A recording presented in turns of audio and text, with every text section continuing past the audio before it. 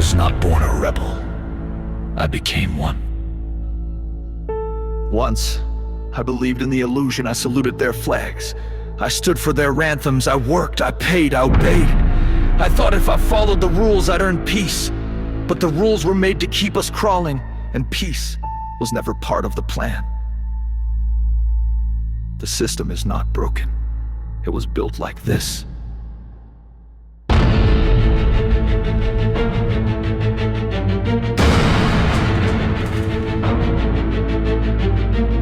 They tell you we're the problem, that people like me, hiding in forests, living among ruins, carrying weapons and ideas are the danger. But I've looked into the eyes of the real enemy. I've stood in the shadow of men who command nations from boardrooms, who crash economies with a phone call, who draw borders in blood and ink. They don't bleed for their wars, we do.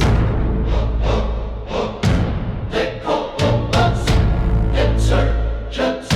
I call us Insurgents. Survivors.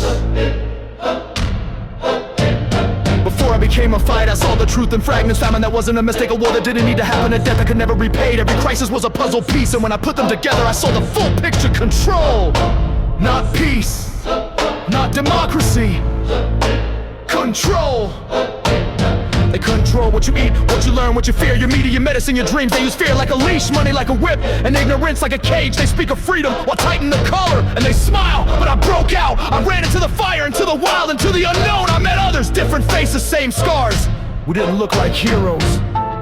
We were hungry, hunted, forgotten. But we shared something they never expected. We remembered what it meant to be human. Out here, in the shadows, we live without illusion. No screens, no slogans, no lies. We speak truth, even when it hurts. I've read the documents, the classified ones. I've seen the meetings behind closed doors. The Club of Rome, the Trilateral Commission. Names you laugh at because they trained you to mock the truth. But those names sign your fate. They carve up your future like meat on a table. 10 regions, one global order, no voice.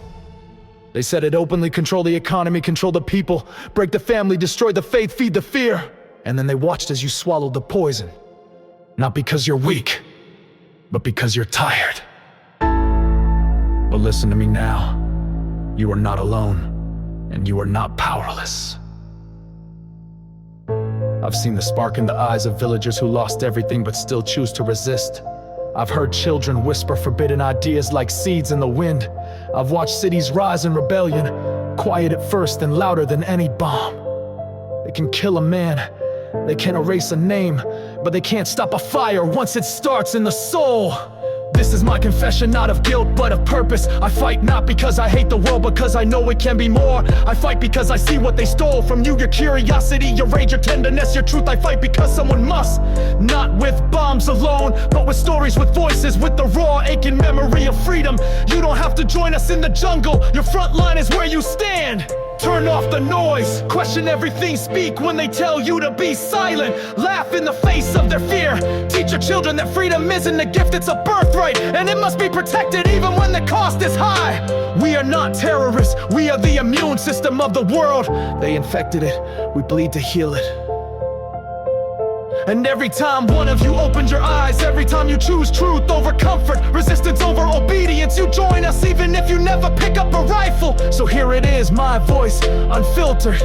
They will find me one day, they will try to erase these words like they erased others, but someone will hear them. You are hearing them now.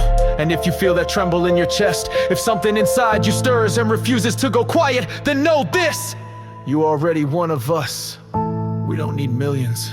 We just need enough to remember. Remember what they want you to forget. That the system is afraid, not of our weapons, but of our truth.